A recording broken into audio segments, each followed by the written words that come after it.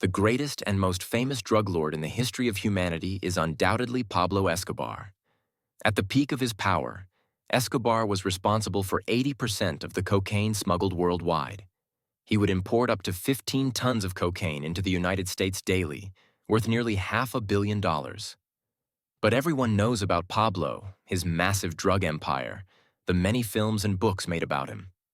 However, few are aware of his ruthless army of serial killers. People who killed for Pablo and were loyal only to him. They were known as sicarios, and the most famous among them were Papay, La Kika, and Piñina. If you're a fan of the popular Netflix series Narcos, you might already be familiar with them. Today, we're going to explore where these cold-blooded killers are now and what became of them. Number 1. Papay.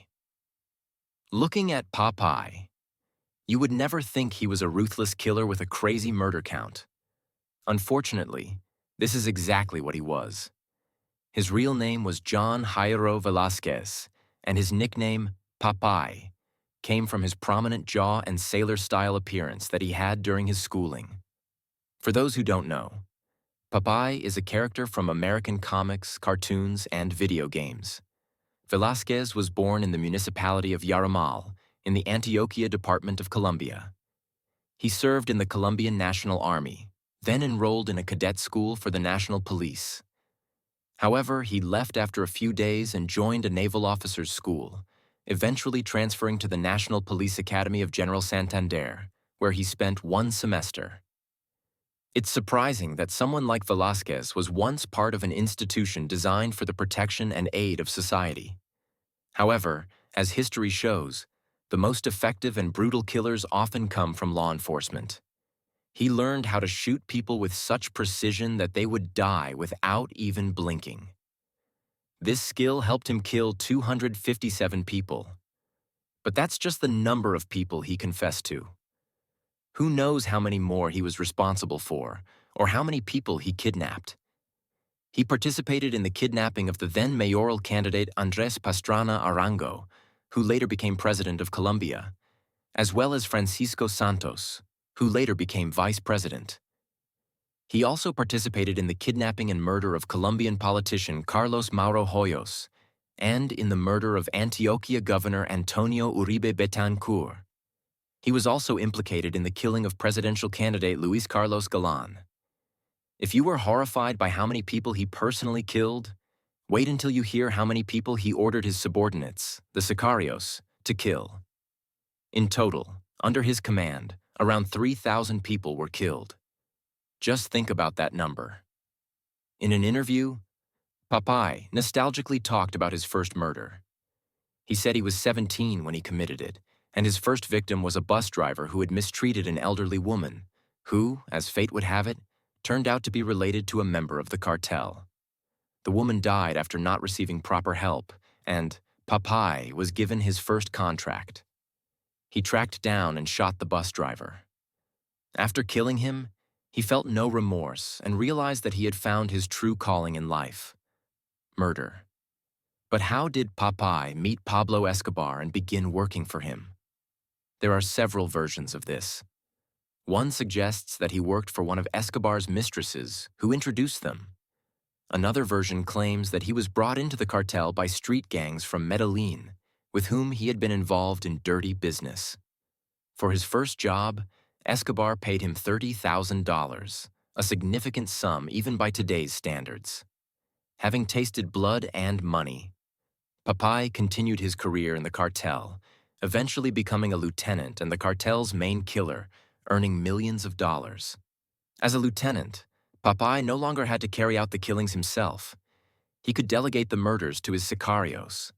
On June 19, 1991, when Pablo Escobar turned himself in to the authorities and entered the prison, La Catedral, which he had built for himself, Papay joined him.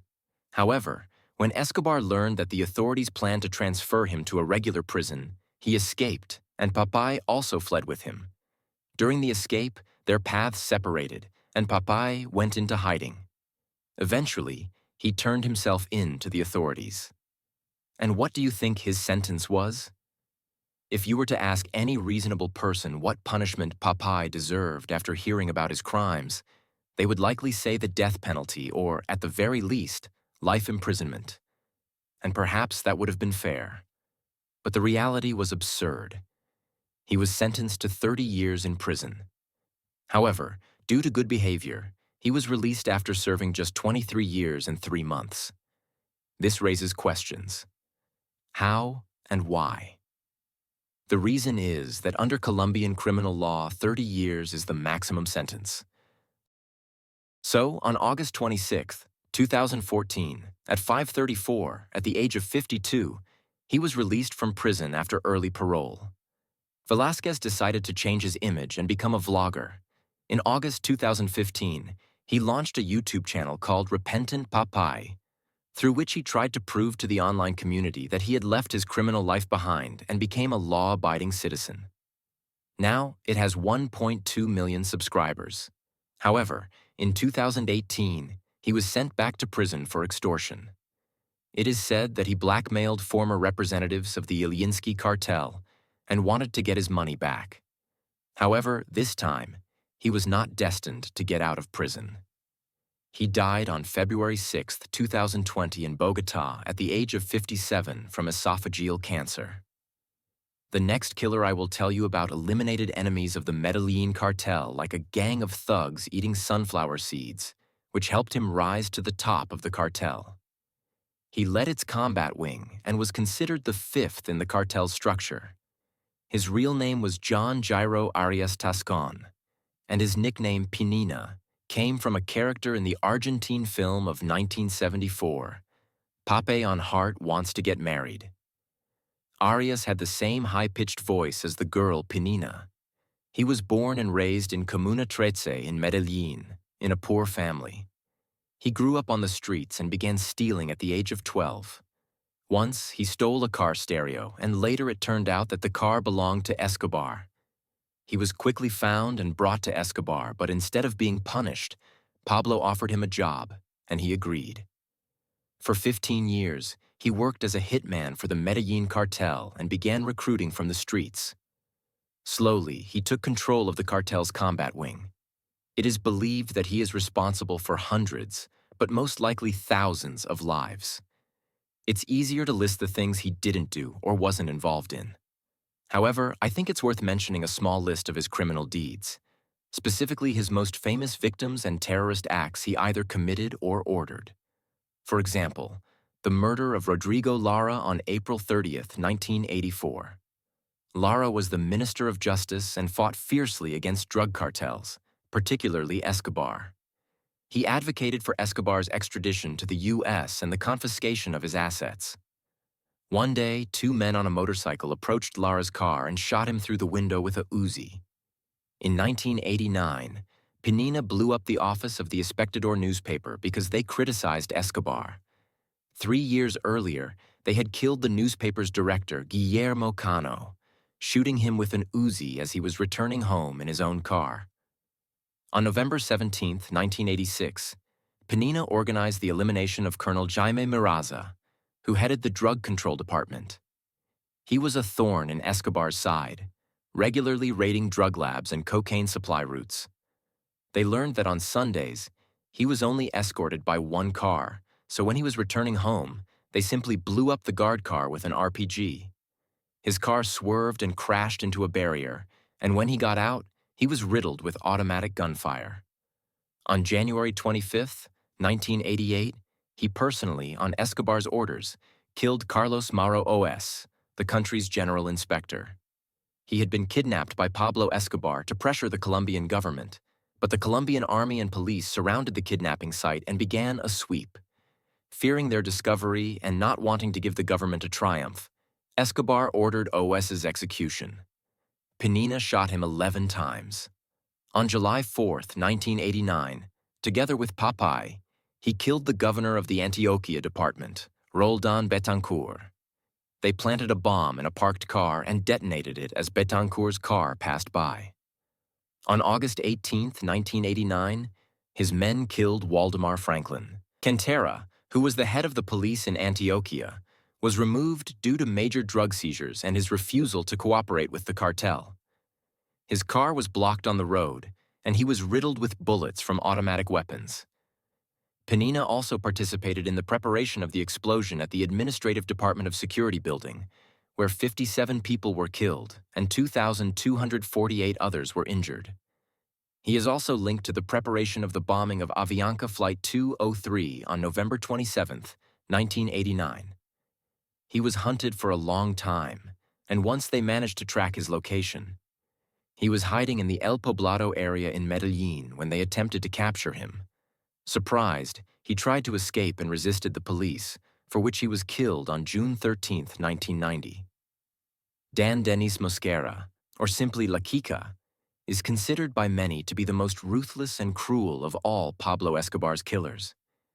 It is believed that he joined the Medellín Cartel in 1978 at the age of 12, drawn there by his older brother Bronze. His nickname La Kika is Colombian slang for fat girl, which he was given in childhood due to his resemblance to his cousin. As he grew older, he joined the army, but things didn't go well due to several minor theft charges. After a short prison sentence, he returned to the Medellín Cartel and became a full-time hitman, eliminating everyone Escobar pointed to. He killed colleagues, competitors, judges, police officers, officials, and just random people. It was said that Mosquera ran an executioner's camp in Medellín, turning poor teenagers from disadvantaged areas into professional hitmen for Escobar. U.S. authorities currently link him to the deaths of more than 220 people. Some people close to him claimed that he skinned his victims alive and even castrated some of them. After killing his victims, he would carve 2 letters into their bodies. K for La Kika.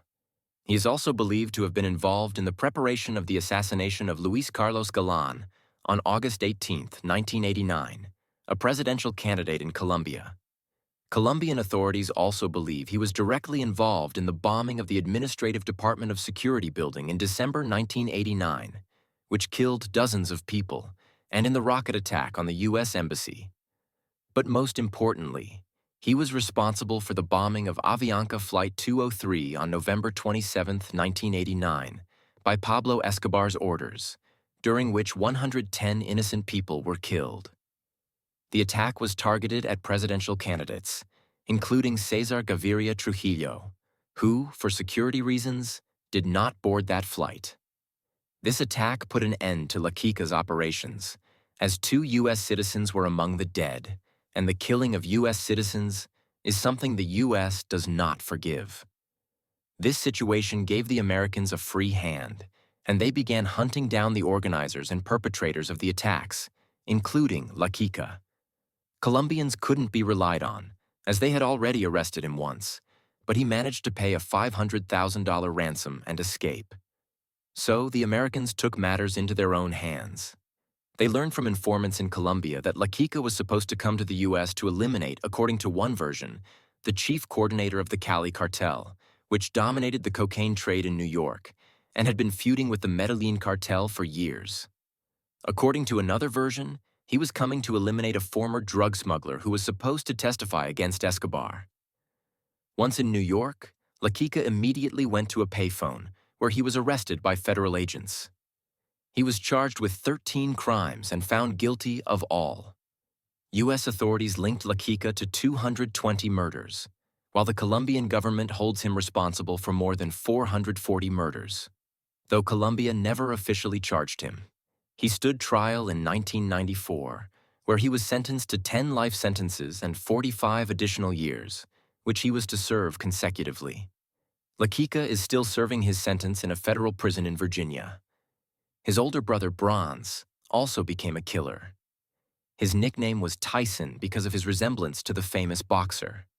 At a young age, he joined the Medellín Cartel and came under the influence of the prominent boss Penina.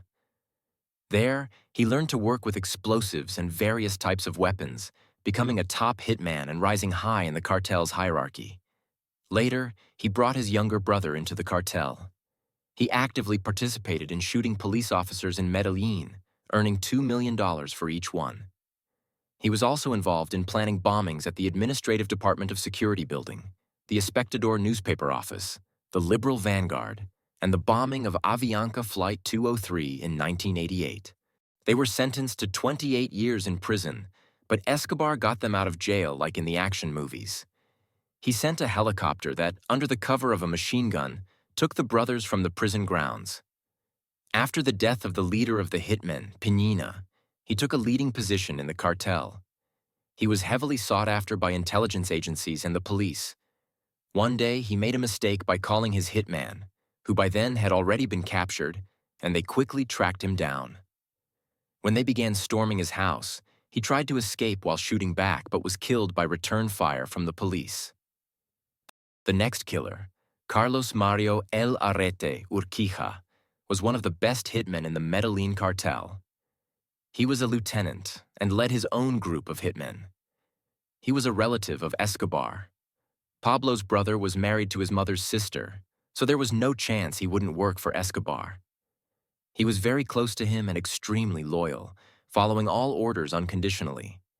He only surrendered to authorities after Escobar's death in February 1993, fearing retribution from the rival group Los Pepes. In prison, he confessed to the bombing of Avianca Flight 203, that he had attempted to kill Liberal Party leader Cesar Gaviria Trujillo, and that he had committed a terrorist attack at the Administrative Department of Security building. He also confessed to 49 murders and 358 attempted murders. He cooperated actively with the investigation and took responsibility for many actions, even though he wasn't a high-ranking figure in the cartel. Likely because of this, he was released in 2001. However, after his release from isolation, an assassination attempt was made on him, and he was shot twice in the neck. He survived, but the second time he was released secretly, with his appearance and documents changed. According to some sources, he now lives in Barcelona, Spain.